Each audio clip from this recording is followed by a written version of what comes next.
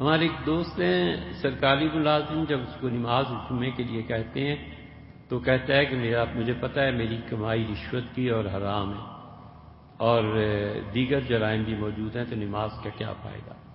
حرام کما کر نماز ادا کرنا خود کو دھوکہ دینا ہے۔ ہمیں معلوم ہے ایسی عبادات قبول ہی نہیں، تو پھر پڑھنا بھی فضول ہے، اسے جمعہ چھوڑ دیتا ہے، کیا یہ عمل درست ہے؟ ایسے نہیں ہے بھیا، اللہ کی عبادت کرتے رہنا چاہیے، خدا کو یاد کرتے رہنا چاہیے، حرام مال کما کے بھی اللہ کو یاد کرنا چاہیے۔ کچھ پتہ نہیں اللہ کس انسان کی کس چیز کو قبول فرما لے اور اسے معاف کر دے۔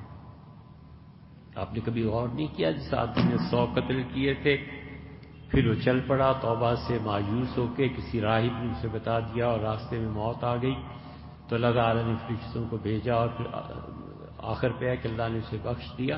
وہ جو 100 قتل اس نے کیے تھے، ان کے انسانی حقوق کا کس نے پورے کیے؟ پھر اس میں تھوڑا گناہ تھا، ایک اچھے خاصے آدمی کو اس نے قتل کر دیا، 1 2 بھی نہیں، 10 20 بھی نہیں، 100 آدمی قتل کر دی۔ تو جو گناہ اس نے کیا اتنا بڑا،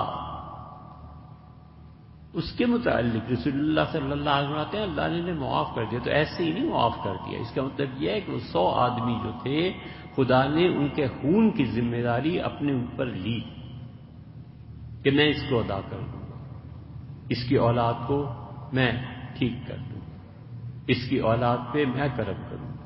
اللہ نے وہ حقوق اپنے ذمے لے لیے اور پھر سے معاف کر دیا، پوری بات یوں ہے۔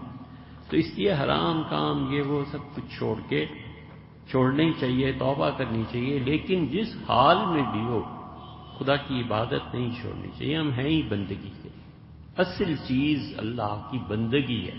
عین حالت گناہ میں بھی خدا یاد آ جائے تو توبہ کرنی چاہیے، اللہ سے معافی مانگنی چاہیے، عین حالت گناہ میں بھی اللہ سے معافی مانگنی۔ اللہ تعالیٰ نے فرمایا ہم نے داؤد علیہ السلام کا امتحان لیا تھا، اور امتحان ہو رہا تھا ابھی تو داؤد گر گئے ہمارے سامنے سجدے میں، اور ہماری طرف رجوع کیا۔ اللہ کی طرف رجوع کرے،